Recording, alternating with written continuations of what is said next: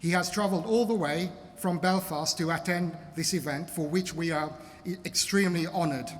We welcome Andy to the Pan-African Peace Symposium and invite him to say a few words. Mr. Andy George.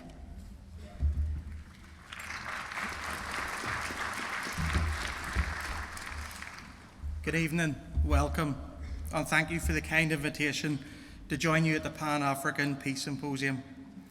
For 25 years, the National Black Police Association has been the voice for Black, Asian and minority ethnic officers and staff and communities within policing. We've around 5,000 members in the majority of police services and law enforcement agencies in the United Kingdom and provide support to officers, staff who suffer racism, inequality and discrimination within policing. We also work with communities and share our lived experience with senior leaders in policing so that they better understand our perspectives in the hope that policing delivers its services in a fair and equitable manner to all. Some of you might also have guessed that I am from Northern Ireland. I grew up in a society that was so deeply divided that we had almost 4,000 lives lost over 30 years of violence. I joined policing at the end of the Troubles and at the dawning of a new era for policing in Northern Ireland. At that time, we had twice as many police officers backed up by 7,000 military personnel just to do tasks as simple as attending road traffic collisions and attending a report of a broken window. The journey that we have been on in Northern Ireland shows that peace is a much better outcome for all of society than what fear, division and suspicion of those that are different can bring. Peace is possible even in the most challenging of circumstances, but it needs everyone to look outside of themselves and consider the perspectives of others. The current environment that we find ourselves in is emotional, stressful, and traumatic for many of us.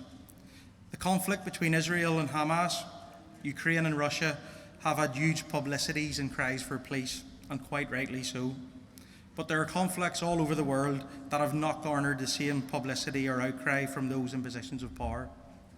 Everyone is deserving of peace, and everyone deserves to have their human rights protected. Today is, of course, Armistice Day, which is a solemn occasion to remember those who lost their lives fighting for this country.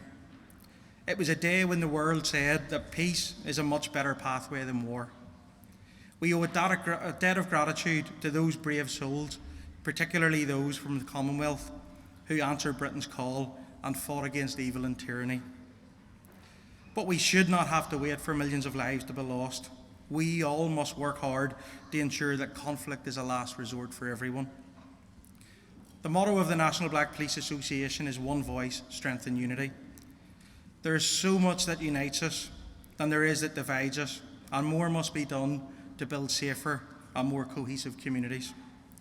We must all stand together to highlight that the diversity in our society is what makes this small island a major voice on the world stage.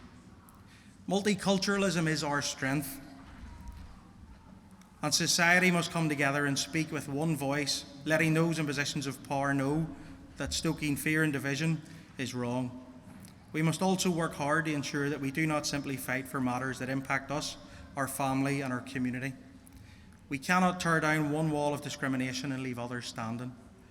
We must join other causes if we ever hope to overcome issues that impact us directly. Doing the right thing, even when it appears difficult, must be our guiding light, and we must have the courage to speak up on behalf of others who cannot. The model of policing within the United Kingdom is that we police by consent. That means that we not only enforce the law, but we work with communities to solve crime and prevent harm. Sir Robert Peel, back in 1829, laid out a number of principles for policing which have stood the test of time.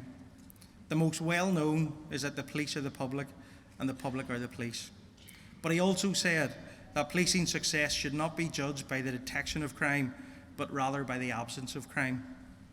I would much rather avoid people reaching crisis point and suffering the trauma of being a victim than doing my best to find justice for them.